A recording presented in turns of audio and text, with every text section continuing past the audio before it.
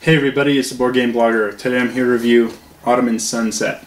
This is a solitaire game put out by Victory Point Games, and it's basically you're playing Enver Pasha, or the triumvirate of the Committee for Union and Progress, the Young Turks controlling the Ottoman Empire during the First World War.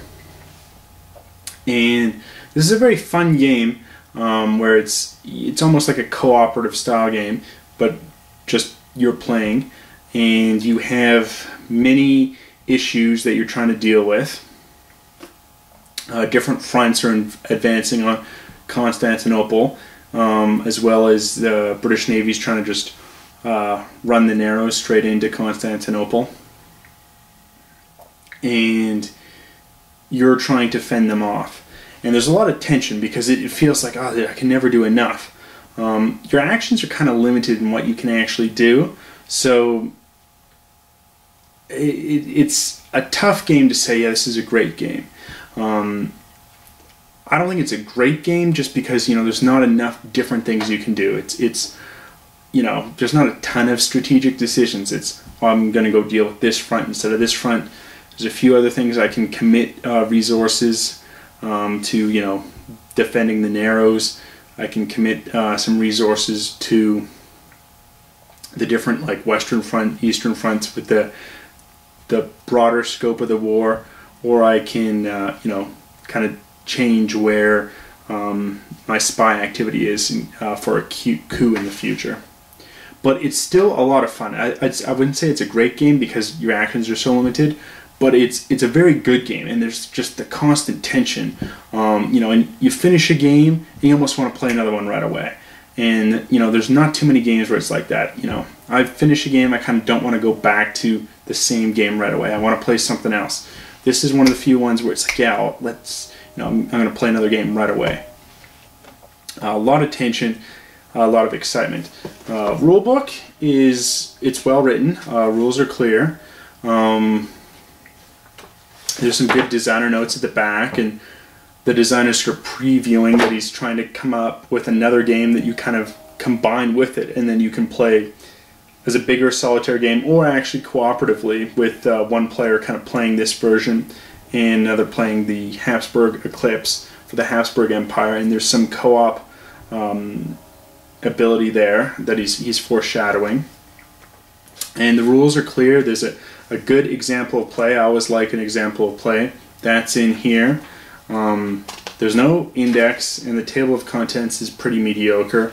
I don't find it's that big of an issue, as it is a solitaire game though. So, looking up a rule while you're trying to do something, not as big of an issue in a solitaire game as it is in a multiplayer game. Still would have been handy to have an index in there. The cards are really good, clearly explain the issue for the game, but then the bottom half of the card has wonderful flavor text. That's something I'm always complaining about, is flavor text, flavor text, flavor text. In these card-driven games where you have a specific event, to me, there needs to be flavor text to really be immersive. And here they do it. It's really a well done job. Good cards. Another thing I think they do really well is, I'm a huge fan of mounted map boards. I really like them, and they have it here. They've got a really good mounted map board you kind of build together in a puzzle style. But they also have a paper map, and they do both. Some people seem to really like the paper maps. I'm a huge fan of the mounted map boards. Victory Games here, they're solving the issue, and they're doing both. I wish more companies did that. Too many war games, they just have this paper map. It doesn't really hold up. I like to play in coffee shops, and you can't bring in plexiglass to a coffee shop to play. It's just, not doable. People say, oh, just deal with plexi. Well, it's not that easy depending where you're playing. Or if you're driving to a friend's house and you don't want to haul plexi in your car. So having the mounted map board is wonderful. It's really good. But I'm sure you want to see sort of how the game plays. So why don't we take a look at it now. So here's the board on setup. We have some different fronts leading into Constantinople. Now at the beginning of the game in 1914, when the Ottomans have entered, not all fronts are open. British haven't landed at Gallipoli, the Arabs are not in revolt, nor have the French and Greece sort of started the Salonika front. So there's only 3 fronts open. And what's neat here is you've got different commanders. So, you know, Murray starts later on in the game. General Allenby will be appointed.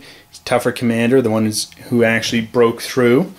And he'll flip and be a stronger commander, which is interesting. So here's the sequence of play. Everything's kind of written down. There's the headline phase. We flip over the card, see what we're doing. We resolve the event. Armies will move and advance towards Constantinople. And then we as the player get to take our actions. We can do an offensive back against the front. We can allocate resources to the off-map theaters. We can redeploy the Intelligence Bureau, and we can place defenses in the Narrows. Those are really all the actions we can do. So there's not a lot of decision making. It's just, oh, do I deal with this front? Do I deal with this one? If it's later on in the war, we have the Kaiser battle phase, and then we check the national will.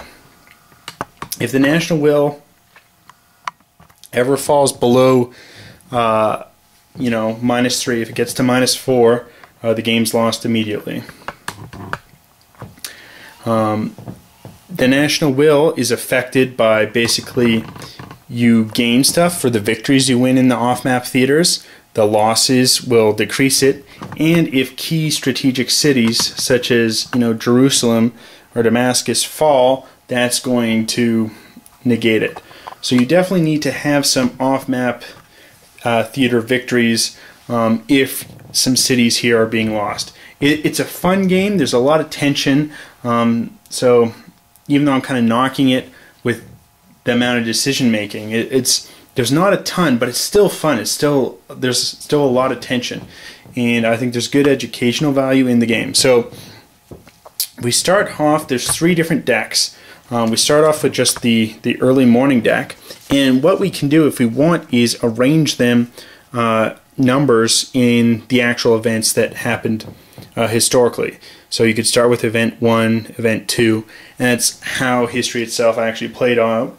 But for kind of some replayability, you can shuffle the deck and the events can be random. So what's going to happen is we're going to draw a card. We have no event, but we're going to advance Mesopotamia and the Sinai. So the Mesopotamia will just simply advance. They'll advance 1. Here for the Sinai front, we haven't had the event yet where the Sinai pipeline is built. So what's going to happen here is we're going to have to roll the dice. Murray is going to have to get greater than its battle value to advance here. So he needs a 4 or higher, 5, so he will advance. This is kind of simulate just the low availability of water and advancing. So now here we have 1 action. So we can't allocate resources because that takes 2 actions. So we can try to either attack on Mesopotamia or attack on the Sinai front. We can place defenses here in the Narrows. And the Intelligence Bureau hasn't yet been formed. So really, we can place a defense in the Narrow or go after one of these fronts. We'll have to roll higher than the value. So here on the Mesopotamia front, we need to roll a 4 or greater. We rolled a 6. That pushes Townsend back to Basra. Now we continue the next turn. We draw another card. It's no event. Advance the Arabs. They haven't entered in yet, but we advance the Caucasus and the Sinai. So here on the Russian front, that advances, And here in the Sinai, again, because of the pipeline not being built yet, we need to roll for Murray. 1, he stays. He doesn't actually advance up to Gaza. And now there are 2 actions. So here we're going to try to deploy a resource, adds +1 to the die roll modifier. Going to commit that to the Western Front. And that was our actions. We'll reveal again. We've got an event. Here we replace the general because this is basically the Grand Duke Nicholas is taking control here. He's a stronger general from replacing a 2 with a 3, more difficult to hit. And then we advance Mesopotamia. Gallipoli hasn't started and Salonika hasn't started. So we only advance Mesopotamia. That will advance 1. Now there's 3 actions. Going to commit another resource here to the Eastern Front. And we will try to launch an offensive against the new Grand Duke. We've got a 5. That's enough to beat him back. And the game continues sort of in this fashion. There's just the tension of the fronts are closing in. I've got really limited actions in what I can do to fight it off. Eventually we're going to be doing some battles here off map. The British will try and run the Narrows into Constantinople. So there's, several ways here we can lose the game. And just holding out till all the cards are played is the only way to win. It's not a deep game, but a game where there's constant tension, and that's where the fun and enjoyment comes in. I think if you're a solitaire gamer at all, take a look at this one. It's well done, well produced, and it's just a lot of fun. Till next time on the Board Game Blogger.